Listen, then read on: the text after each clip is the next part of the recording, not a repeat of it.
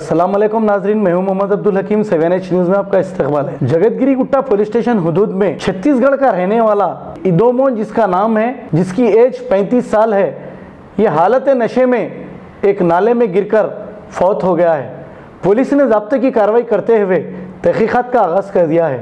आइए देखते हैं ब्यूरो चीफ रहीम खादरी की ये रिपोर्ट। नाज़रीन, आपने देखा जगतगिरी गुट्टा पुलिस स्टेशन के हुदूद में जो अजबसस कॉलोनी है, वहाँ पर छत्तीसगढ़ का रहने वाला एडुमो नामी 45 साल शख्स एक शराब की नशे की हालत में गिरकर हलाक हो गया। वो नाले में गिर गया था। उसको लेकर आके जगतगिरी गुट्टा पुलिस ने पोस्टमार्टम के लिए गांधी को मुंतकिल कर दिया गया है। मैं हूँ ब्यूरो चीफ रहीम खादरी, 7H न्यूज़, जगतगिरी गुट्टा।